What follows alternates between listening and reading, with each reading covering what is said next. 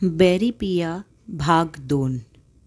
मोहिनी शिवानीला मुंबईला घेऊन जाण्यासाठी आली होती, पण शिवानी कॉलेज सोडून कुठेही यायला तयार होत नव्हती. शिव, तुला मी काय कुठलं कर्ज काढायला म्हणत नाही, फक्त 15 दिवस असिस्टंट म्हणून काम कर म्हणते. त्या कामाचे तुला चांगली अमाऊंट पण मिळेल. प्लीज शिव, माझ्यासाठी एवढं पण करणार नाही का? पण दी, मला काही माहीत नाही गं, आणि कधी मी असिस्टंट म्हणून काम पण केलेलं नाही. कसं असतं, काय करायला लागते याचं थोडेही मला नॉलेज नाही.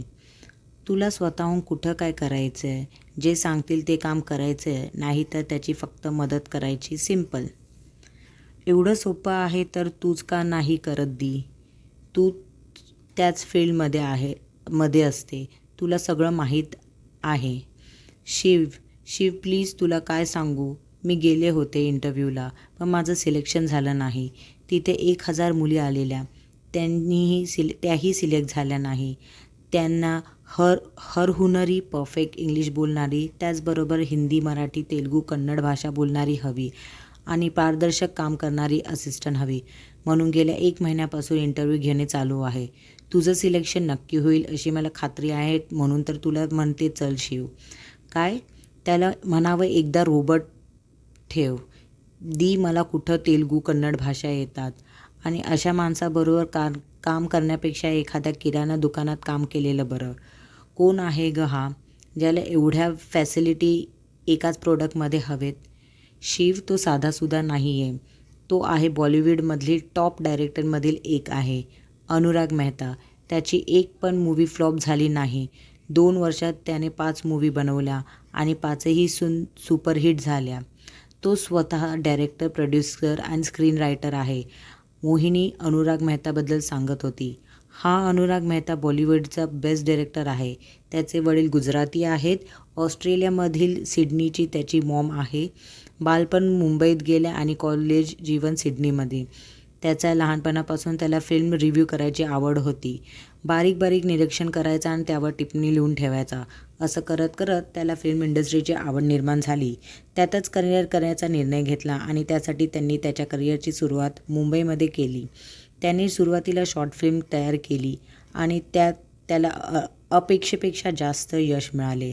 त्यानंतर त्याने एक ॲक्शन फिल्म तयार केली आणि ऑस्कर पुरस्कारासाठी निवड झाली.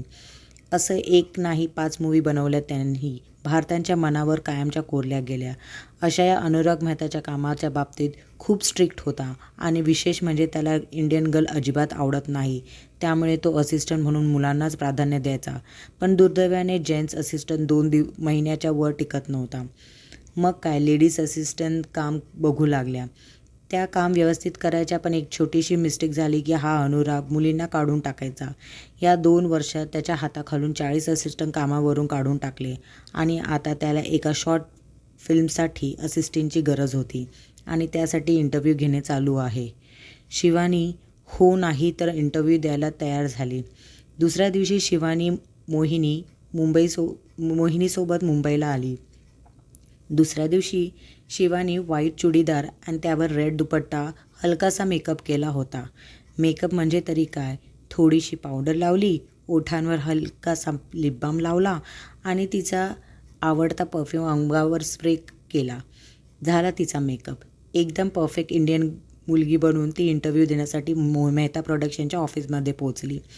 रिसेप्शनीकडे तिच्याकडे वेगळ्याच नजरेने पाहत होती. बाकीचे सर्व तिला विचित्र नजरेने पाहत असल्याने तिला जाणवले, कारण इथे येणाऱ्या हायफाय आणि स्टायलिश मुली येत होत्या.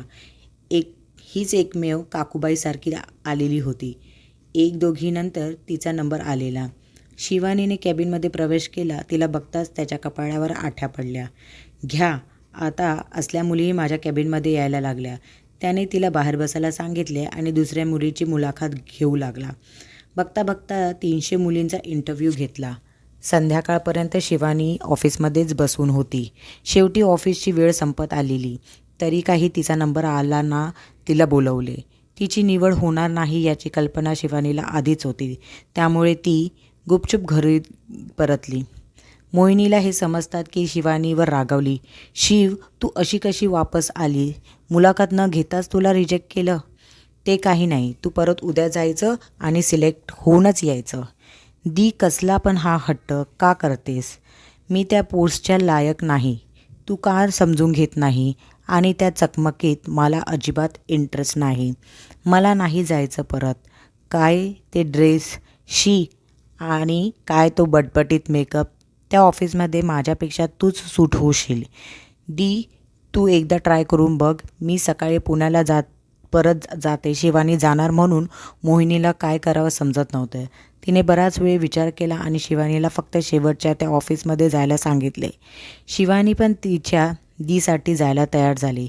दुसऱ्या दिवशी व्हाईट जीन्स आणि पिंक बलून टॉप घालून डार्क शेडमध्ये लिपस्टिक लावली आणि परत एकदा त्या चकमकीत ऑफिसात पोहोचली. तिला त्या ड्रेसमध्ये कम्फर्टेबल वाटत नव्हते, पण मोहिनीच्या हट्टापायी तिने तो ड्रेस घातला. ऑफिसमध्ये कुणीच तिच्याकडे विचित्र नजरेने बघत नव्हते की तिच्याकडे लक्षही देत नव्हते. तिचा नंबर आल्यानंतर ती अनुरागच्या कॅबिनमध्ये पोहोचली. तो प्रत्येकीला एकच प्रश्न विचारायचा. मनासारखं उत्तर दिले तर दुसरा प्रश्न, त्याचंही बरोबर उत्तर दिलं तर एक शेवटचा प्रश्न, आणि त्या प्रश्नांची उत्तरे बरोबर दिले म्हणजे सिलेक्शनही नक्की होणार. पण अजूनपर्यंत कुणीही त्या प्रश्नांची उत्तरे दिली नव्हती, ना कुणी सिलेक्ट झालं होतं. शिवानीलाही तोच प्रश्न विचारला तिने.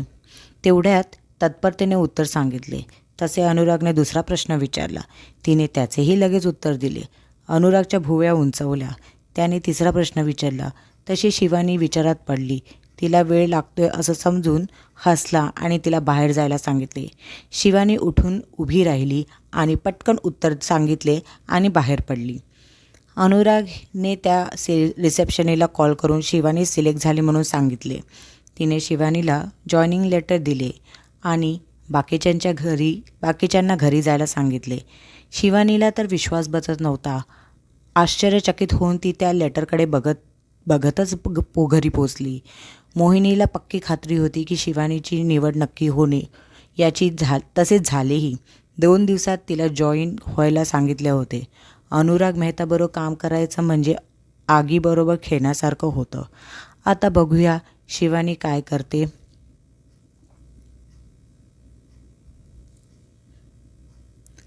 तर कथेचा पुढील भाग ऐकण्यासाठी चॅनलला नक्की सबस्क्राईब करा. चला तर भेटूया पुढच्या भागात. धन्यवाद.